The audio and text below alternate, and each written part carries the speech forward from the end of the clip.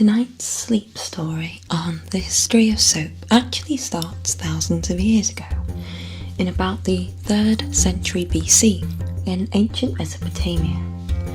In a few moments, the music will fade, and our story will allow us to travel from there to ancient Egypt, through the Dark Ages in Europe, and onto colonial and modern America. You can either watch the video as well, in which I will attempt to carve soap in ASMR style. The first bar was just shapes. The second bar I stopped when it began to take the shape of an animal. And the third bar I tried to carve into a particular shape. See if you can guess what I was trying to make. Alternatively, you can simply listen to the sleep story with your eyes closed. So get comfortable. Take a few deep breaths, maybe put on some headphones, and we will begin.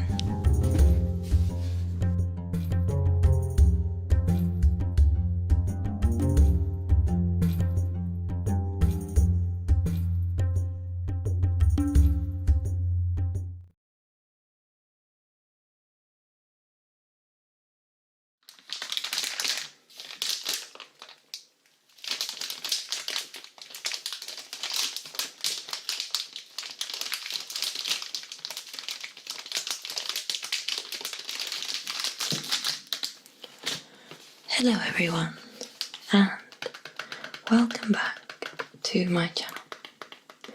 Tonight I'm going to mix my two loves, ASMR content and informative style sleep stories.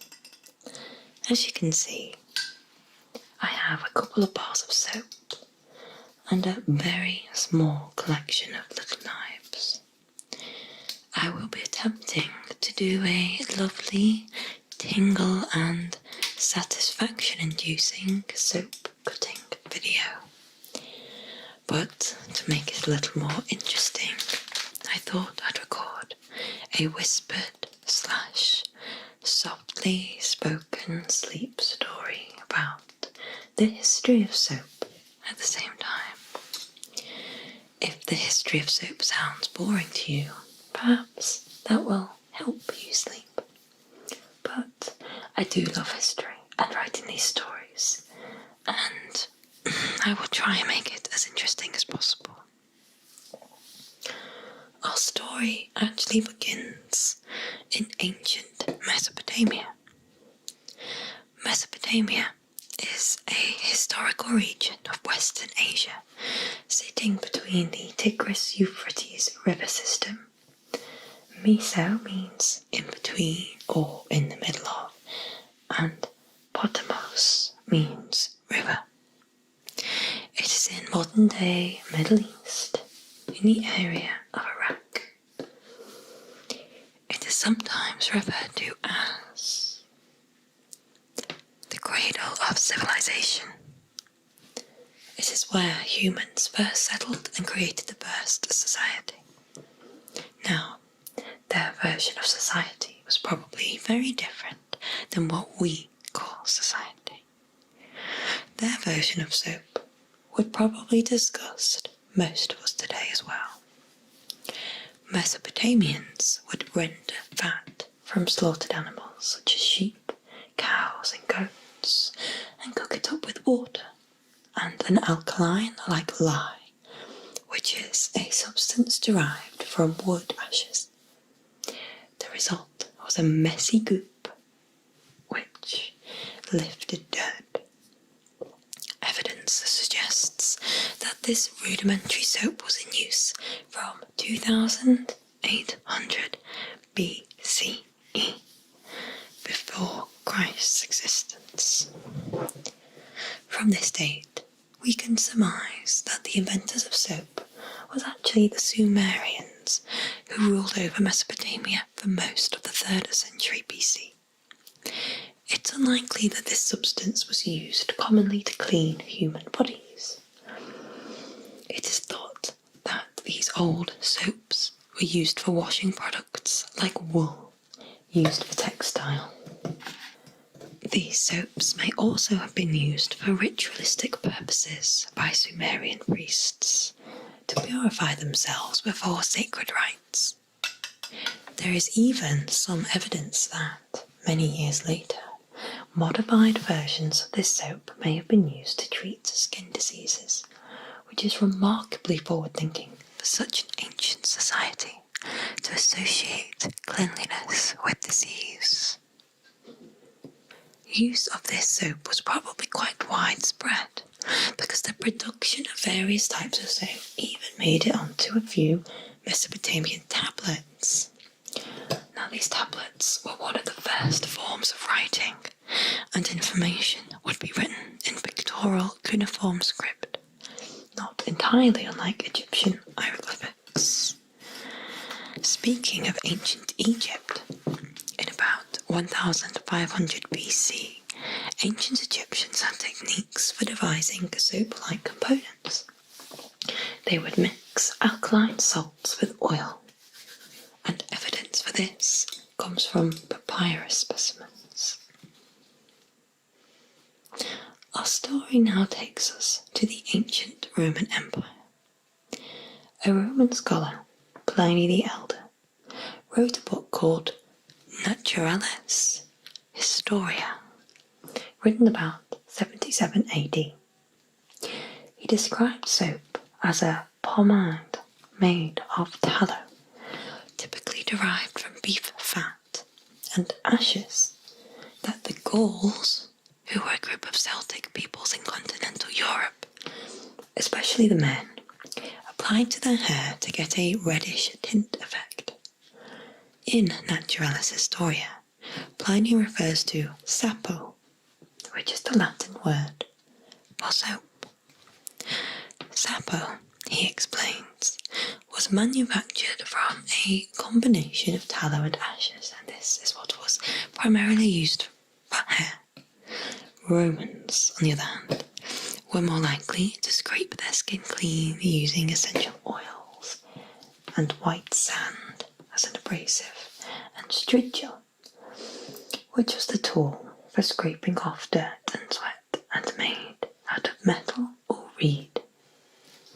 Galen, a prominent Greek physician in the 2nd century AD who practiced in the Roman Empire, further mentioned how soap was made by using lye, while prescribing their effectiveness in cleaning away impurities from both body and clothes. He also described how the best soaps of his era were of Germanic and Gaulish origin. Still, these ancient soaps were most commonly used to clean materials before they were woven into cloth or other textile. We must now move into the medieval period. The medieval period, incorporating the Dark Ages and the Middle Ages, marked a drastic fall in living standards. This was due to the fall of the Roman Empire. It is common knowledge that the ancient Romans were masters of invention and engineering, and we can attribute many things to them. Sewage and sanitary plumbing, using arches to build structures, including aqueducts, rudimentary air conditioning, the first surgical tools, the development of concrete and roads, some of which are still visible today. Some of these ideas, including the use of Roman numerals, survived the fall of the empire. But after Rome fell and the empire receded, the areas they had conquered and then left often experienced a dramatic fall in living standards. This fall marked the beginning of the Dark Ages, and it would take centuries for society to recover.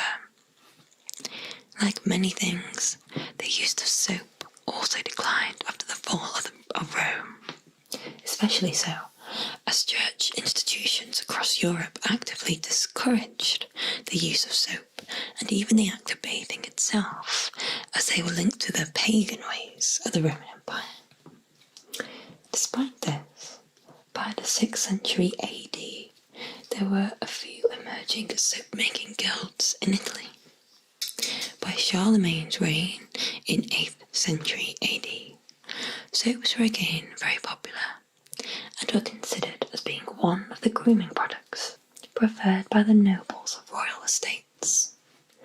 In a contrasting society, Vikings were also known to use a strong lye-based soap, probably to clean themselves, but also to bleach their beards. Vikings preferred to be blondes with lighter complexioned facial hair. One of the cleaner peoples of this period was medieval Islam, which brought forth hygiene-based practices, including the use of soaps. The Syrian city of Aleppo had a tradition of manufacturing high-quality soaps since the ancient times, a legacy of the aforementioned Mesopotamian culture. Over time, this use became a medieval industry, with merchant families plying their trades over generations that entailed the production and distribution of soaps, in part fueled by the Silk Road trade. Soaps became more popular by this time, as new vegetable oil-based soaps were in use and were hailed for their mildness and purity, and importantly, smelled a lot better than those made with rendered animal fat. By the 11th century, crusaders were enamoured of the exotic hygiene products, and as such brought forth some of the Aleppo soap recipes to European realms. During the contemporary times, much of Spain was under the rule of Muslim Moors, and the resulting cultural association made the peninsula one of the leading manufacturers of the famed olive oil-based Castile soaps. The technique of soap making gradually spread to England by the 13th century, where it was made from wood ash, and to France by the 14th century, where the renowned Marseille soap, made by combining seawater, ash and olive oil, catered to the nobility. I just want to take a moment to tell you about an interesting fact that most people believe about the medieval period and cleanliness. Peoples of this era often had an aversion to washing and using soaps. Many thought that dirt was a barrier to disease, and to wash it off left you more open to illnesses. This period was around 1500 to 1700 AD, and it was thought that regular bathing actually spread disease. However, washing and hygiene was probably not too bad in this period. Washing was physically and practically very difficult. Running water, of course, was very rare. People collected their water from rivers, springs, lakes, wells and cisterns. It took considerable effort to bring fresh water to the home. Even with well-placed wells in urban areas, it still took effort to wing up one bucket full of water. Thus, taking a full bath every day was not feasible for most people. Baths were seen as a luxury. In fact, because of the cost of heating the water, monks, for example, were prohibited from taking more than 1 or 2 baths a year. Most so-called baths were actually just a wooden half-barrel or tub, but even this would not be filled entirely. Most of the bathing was done using a jug of heated water poured over the body, rather than full immersion. But the vast majority of people would make do with a quick swill using a basin of cold water. Back then, 80% of the population did physically demanding jobs, so it was likely people wanted to wash in some form or other. People also ate without the use of knives, forks or spoons, so it was actually common to wash hands before and after eating, and people did use soap. Teeth were also cleaned in this period using twigs, especially hazel, and small pieces of wool cloth. As it was so difficult to find clean warm water, by the 11th century, people in Europe had taken to using bathhouses, attributable to crusaders returning home used to the higher cleanliness standards of Jewish and Muslim peoples in the Middle East. It is very possible that the church's objections to bathing may have really been an objection to people gathering indecently in bathhouses together. The perception that people were incredibly dirty in the Middle Ages might be because communal bathhouse usage declined around the time of the Black Plague. The Black Plague, or Black Death, or bubonic plague, was an epidemic of catastrophic proportions that hit Europe in the 14th century. It was so devastating that 60% of the population died over 7 years. The plague killed indiscriminately, causing the deaths of paupers and royals alike. People did not know what caused it, and they had no real treatments or cures, or even any perception of germs and bacteria and how disease spread. Much like today, ordinary life was halted for mass quarantines until the disease eventually declined around 1353. Thus, people were not getting together as much and bathhouse use declined, and so people were inevitably a lot dirtier. This issue became worse in the 16th century when syphilis, a sexually transmitted disease, became rampant. And at the same time, people began to believe that water could carry disease into the body through the opening of pores in the skin, and especially in hot water. People actually came to believe that the pores in the skin widened after a bath, resulting in infections of the air having easier access to the body. So bathing, especially in bathhouses, became associated with disease. There may have been some truth to this association. People would be gathering together and bathing in the same warm water, sharing food, and even sometimes having sex. So disease probably did spread faster in bathhouses. The culture around that washing was shared by paupers and royals alike. Apparently, Louis XIV of France stunk like a wild animal, as his physicians apparently advised him to bathe as infrequently as possible to maintain good health. He also stated he found the act of bathing disturbing and is said to have only bathed in a bath twice in his lifetime. Similarly, Queen Isabel I of Spain claimed she had only taken a full body bath twice in her lifetime, when she was born and when she was married. Of course, it is possible that they were only claiming to have bathed as little due to societal expectations. Despite this, soap was still in use in this period, albeit for domestic cleaning, and soap making was part of the seasonal domestic routine of women in the American colonies.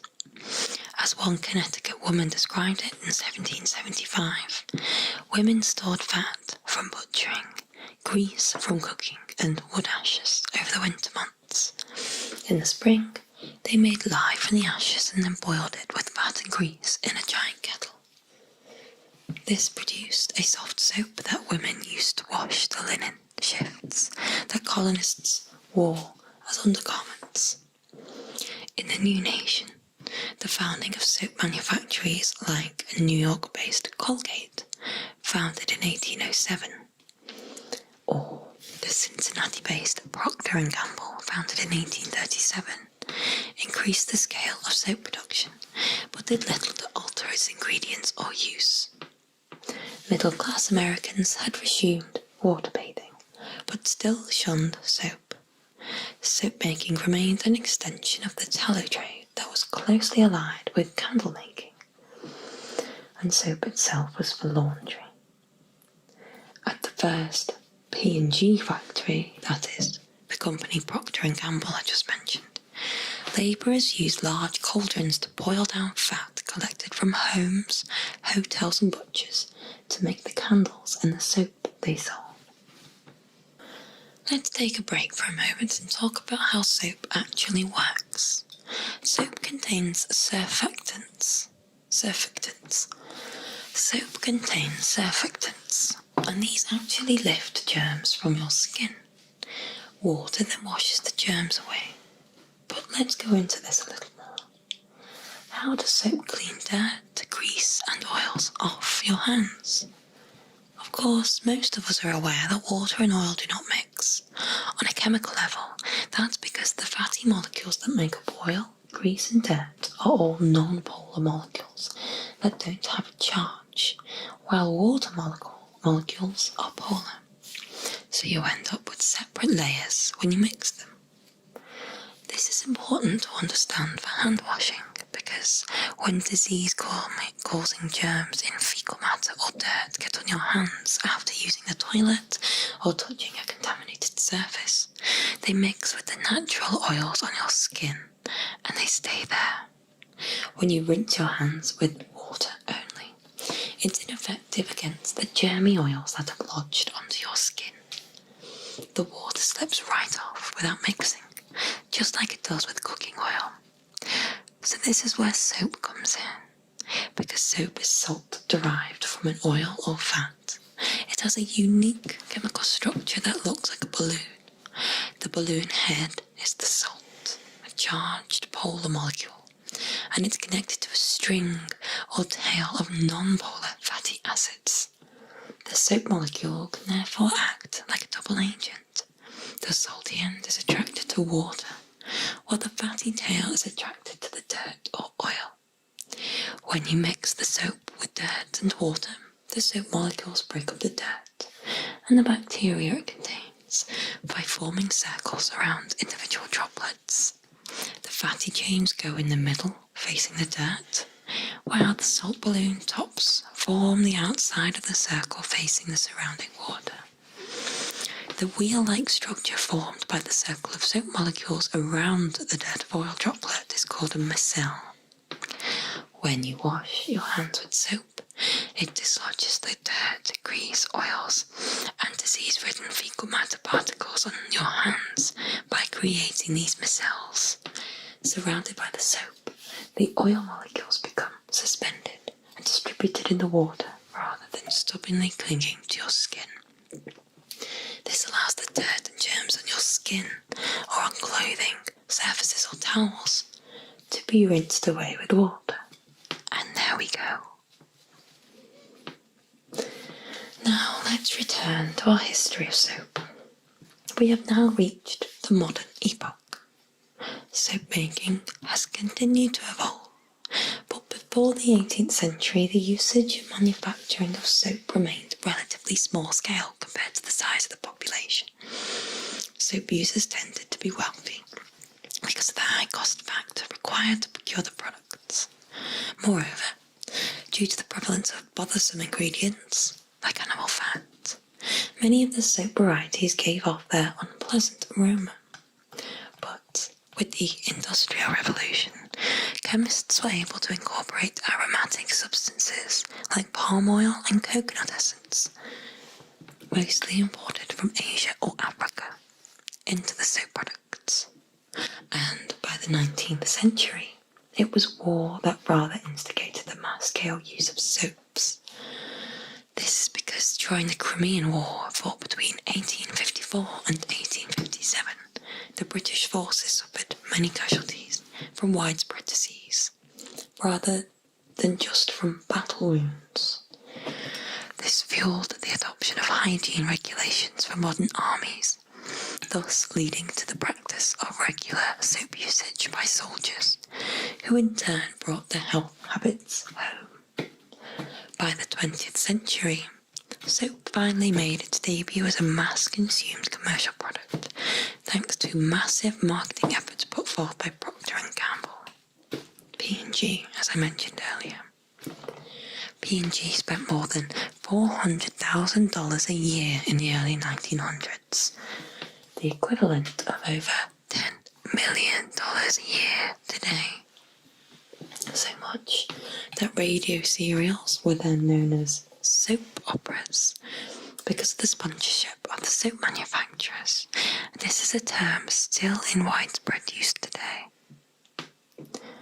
Soap washing was once a practice for the rich and privileged, and these bars of soap that I've been carving today were probably only a couple of pounds sterling each, if that. Now, soaps, along with hand sanitizer alcohol gel, has been one of our best forms of defence against COVID-19, and of course all the other illnesses and diseases humans have been fighting against for millennia. Hygiene practices of the 21st century saves countless lives each day, from surgeons washing their hands before surgery to chefs cleaning surfaces in kitchens, and I am very thankful for that. Thank you all for listening to this sleep story, and as always, my references for this video are in the description. Lots of love, and I will see you soon.